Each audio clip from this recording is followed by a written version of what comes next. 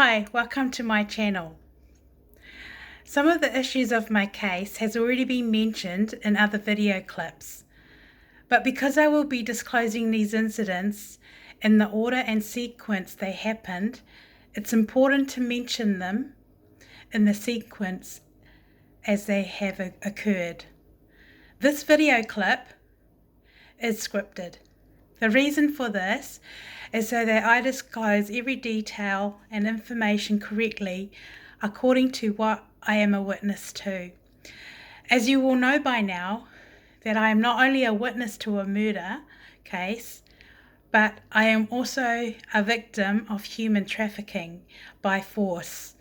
In time, you will have full understanding of what human trafficking entails in several formality. Today, I have decided to disclose a full detail of events surrounding the murder that was disclosed to me by Subject A. The reason for this is so that you will know in full revelation of an awareness of the danger of the technology system that is now the culture of society. Regardless of the changes, it doesn't change the fact that all factual evidence must be taken into consideration to ascertain substantial, tangible evidence to link and identify the predators, and to fill in the gaps to make sure there is no repeat performance of such cruel sinister that almost remained unresolved forever. This case will also reveal a concise pattern and methods of premeditated organized crimes that continues to adhere new victims like a silent, angry cyclone that creeps up on you without notice and unmercifully and cowardly attacks their victims to destroy and kill. On or about 2006, I met Subject A during working hours at the counter. She had come to the counter for advice and needed help about her personal situation. She wanted to know how to take a civil action against the person she believed had broken into the home of the father of her child and had stolen ransacked the place and had actually stolen everything, a lot of his personal belongings and documentations. This is the first time we met, and then she told me her story. I advised her to go to the police, and she said that she had, and the police won't do anything about it.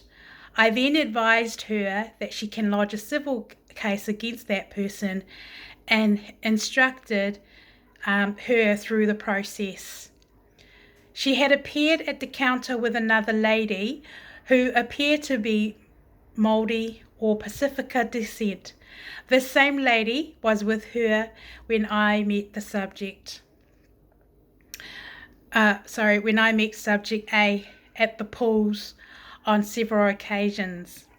Subject A is a European lady,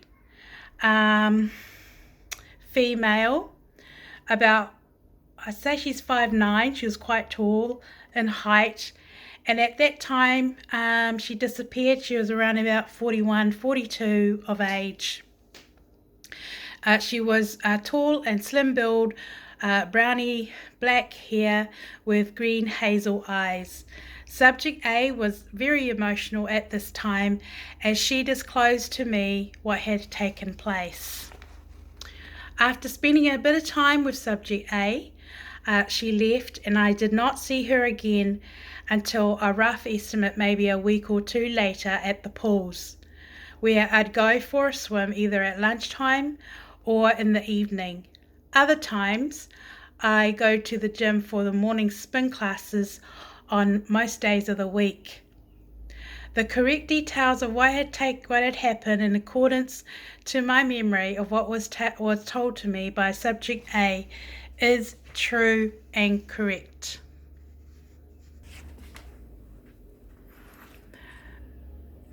The succession of incidents can be verified by several witnesses that I've confided to during the period of our friendship as it progressed into close friends. Subject A said the father of a child, whom I will call Subject C, was having problems with his business partner, whom I will call Subject D. Subject A said that Subject C was going through a real hard time and difficult, leading up to the death of all kinds of problems. Subject C had intentions to end his business relationship with his business partner. Subject C was Caucasian male, age roughly, I'd say late 50s, early 60s, blonde or white hair, medium build. He appeared to be rich, as Subject A showed me a photo of him standing by a boat. When I met him when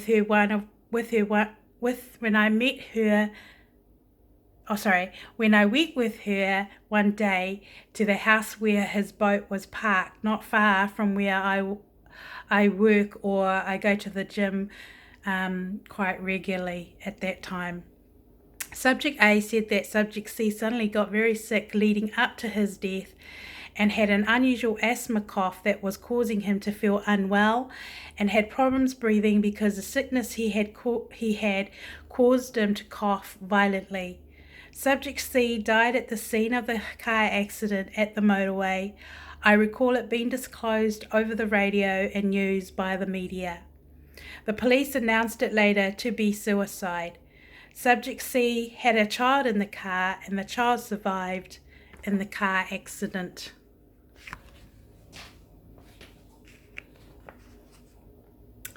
Subject A said that he was murdered because the coroner had told her something different, and he was having all kinds of problems leading up to his death.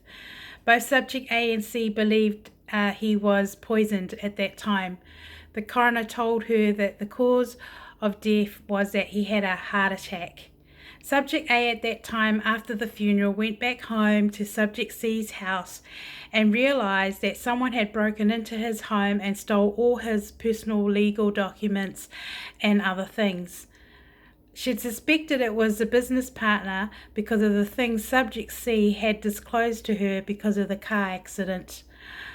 The way Subject A spoke about the business partner, which I'm calling Subject D, she knew him very well. She later went to where the business partner was and confronted him, but he became aggressive and threatening. He told her to leave. She said that he had guns and had some kind of association with gangs. She left and felt fear for her life and was frustrated. Subject A had Subject C's boat and needed a place to hide it, and had asked me to help her find a location to hide the boat. One day I got a phone call at work at my desk at level 2 from Subject A.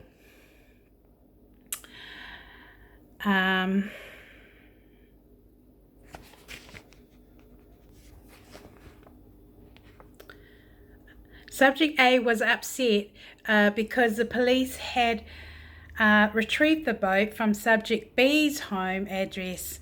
Subject B had offered to have the boat at her address. The business partner, Subject D, had reported the boat stolen to the police and had advertised it stolen in a magazine. The magazine was one where boats were advertised for boats for sale. Subject A said that the boat belonged to Subject C, as he built the boat himself and it was his boat, not the business partner. The boat was deregistered at the time. People I have spoken to about this incident are few, but are still alive today. This can be confirmed by phone conversations of where I lived at that time, close friends and family members whom I've confided with.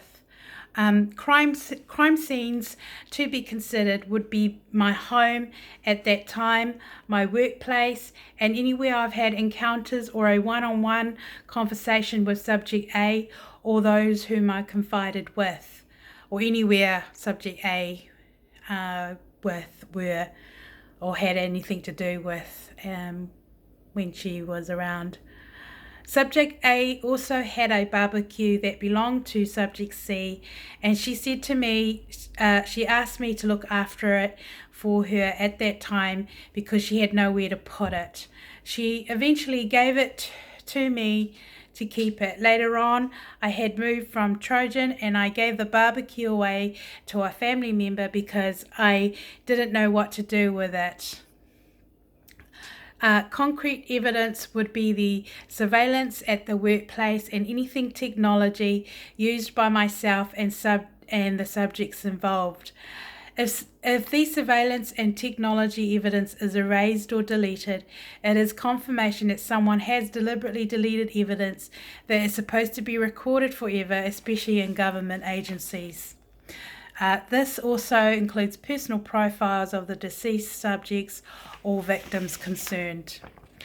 On or about 2011 to 2012, I made a police report at the local police station that Subject A was missing.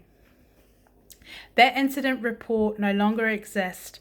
What was stated on the video clip episode 13 about the last time I saw Subject A is true and correct as stated. Just pause there for a moment. It's just come to mind that actually when I did report Subject A was missing, I was served at the counter by a female officer.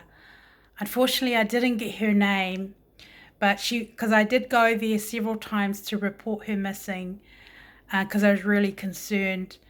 But I did have an encounter with a police officer at the counter, and she knew who I was speaking about, but she didn't really want to get into conversation with me about her. I recall this police officer as quite slim build, European female. I'd say she'll be about 5'5" height, brown hair, but I didn't get her name. But I did recall her asking her about the Subject A, and she knew who I was talking about. And I actually said to her, I just wanted to know whether she was alive or okay. But I had actually gone in there to report her missing again. And I wanted it to be noted that I was actually in there. Well, none of those reports are on record anymore. Don't know why. But this officer actually knew who I was talking about, and I just said I just needed to know if she's alive. She couldn't give me a straight answer. She couldn't even answer me that simple question, which led me to believe also in confirmation that she wasn't alive. So I don't know how the police system works, but I would swear on the Bible that is one of my conversations I had with a police officer at that time. I'd reported her missing. And this police officer, when I reported, she knew who I was talking about. I had a feeling she knew who I was. I mean, I was no secret. Everybody in my community knew who I was. But I did go in there to report her missing. And I also wanted to see if anyone had heard anything about her. This police officer confirmed that she had something to do with her file. I asked her the question. All I needed to know was, is she okay? Is she alive? And all she said was, all I can say is I've had something to do with her file. She couldn't give me a straight answer, not even to let me know that she's alive. I mean, if she had just said, oh, yeah, no, she's fine, she's alive, then I would have been happy, but she didn't. But I did go in there and I did report her missing at that time.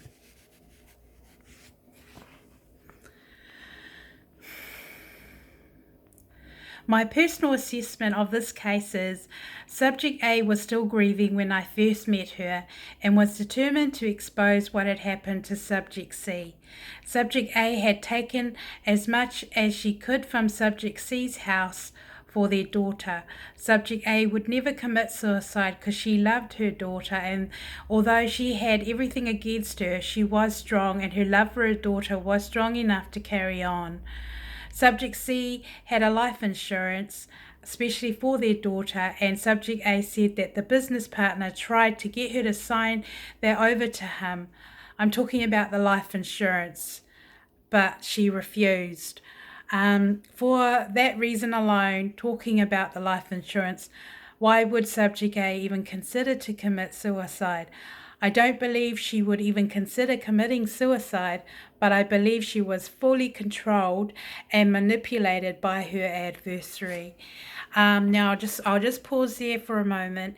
I do recall her; she was very distressed, and this is what makes this whole thing really sinister and wicked.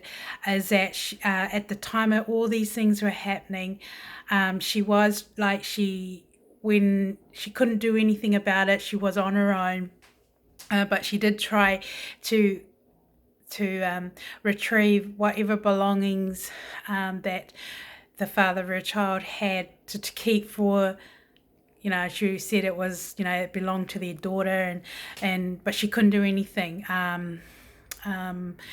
So she did take a lot of his belongings and she took them with her, and that's how I ended up with the barbecue, because she wanted me to look after it, and then she ended up giving it to me, which I ended up giving it away just to a family member. Subject A had gone on a downhill spiral where everything was against her. Yes, I believe she was a victim to human trafficking. Her last known address I visited was in Blockhouse Bay. She knew something was not right, but was outnumbered by her adversary. She was right where her adversary wanted her, isolated and an easy target to be lured into the next scheme, plan or plot by those who were targeting her. Taking into consideration her circumstance at the time, anyone could have stolen that insurance left by Subject C, because she didn't have that many close friends that she trusted. I made a missing persons report at the local police station, and at that time I made a report about someone else at at that time when I actually made a police report, missing police report about her, I'd also made another complaint, or because I knew somebody else I was close to at that time was in trouble, and those people that I confided to would know who I'm talking about. But I'm also talking about the protected disclosure, the people that I was trying to protect on the protected disclosure, because there was 2 applications that I submitted at that time. And so at that same time, I was trying to make a report about that. Anyone could have stolen from the life insurance left by Subject C, because she didn't have that many close friends that she trusted. I made a missing persons report at the local police station at that time, and I made a report with about someone else that I was close to at that time, knowing that he was in trouble, referring to the protected disclosure. Excuse me, I just read that out. I did this several times at the local police station, and I confide to the police victim advisor and the courts VA at that time. And also at that time there was a victim advisor place up the road. I think it was called next to the is it called Mana Shops, the little Christian shop not far from the courts. There was another VA place there at that time, and I recall going in there trying to, disclose or get help. But I found all I was doing during that time was, here I was confiding to people, and they just, and didn't do anything else. And nothing worked. No one wanted to give me help at all, or even tried to, there was nowhere. I tried everything, but that's where the protected disclosure came in. at that time. Why is this case scenario important to my case? Is because the reasons are as follows. The victim is classed as a close friend, as I have known her for well over 4.5 years. The name of the victim was on the letter of the complaint that was submitted in the protected disclosure in 2010. I'd also become a witness or evidence to a murder case. Just pause there for a moment. Call me old school or what, but my understanding of usual old cases, like, back in the days before the system or before the technologies, when there's a murder case, every suspect and witnesses are taken into consideration. So I actually had a real massive problem. Was here was this woman, everybody knew she knew me. I went to the police station and reported her missing, and yet nobody has, even like come and asked me or ask questions about her or anything like that. In fact, I was completely treated completely invisible. I just couldn't understand, why what was happening, but I knew I was subject to something that was radically not right.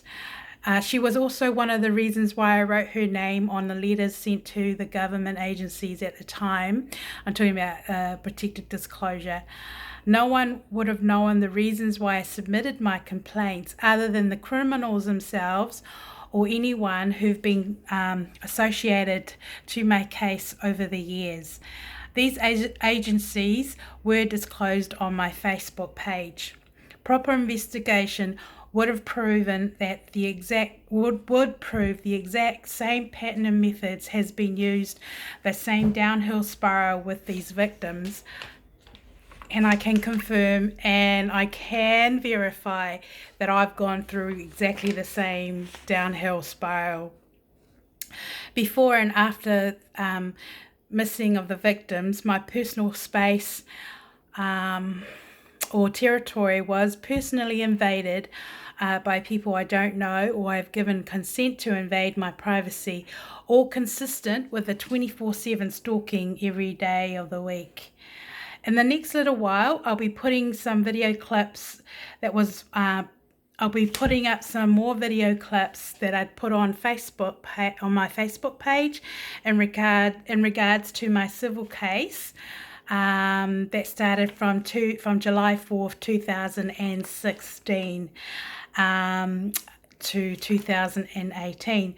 So I don't need to repeat myself in regards to my court case, and for the sake of those who are new on board, some of these video clips will have a date on them and others won't. However, they were consistently posted on my page at that given time and date as my case was in process in the courts. I haven't yet decided which direction to go with presenting my case on my channel as of yet, but I have felt that it was necessary to first cover the reasons surrounding why I submitted the complaints in 2010 in my own words. This will also give you an insight of what is expected or the kind of evidence that you must have to support your case as an individual should you be lured into a scam. As time progresses, my intention is to present several workshops randomly based on the laws that supports my case as an individual here in my country. At this stage, I haven't decided when or how I will proceed and present my workshops because putting a script and a video clip together is time consuming, so I can't make any promises except to take one day at a time as things progress. So there, subject A, also, I've just given you a full detail of a lot of things that I feel that is important in a case. such serious case as mine, and it will give you an understanding why I put it. What would you do if it was you, and what action would you do? I've just met somebody whom I've just gone through about her and her case. I feel like I am walking in her footstep, except she was powerless. If you can't use the police system and are not supportive, what do you do? So she's more on the other side of society where she doesn't have the experience that I have, whereas I've had the experience, and I've actually exercised the actual process legally, and it hasn't worked. So we've got two separate scenarios here.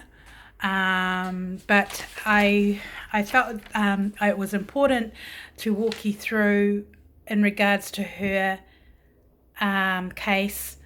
There are other things that she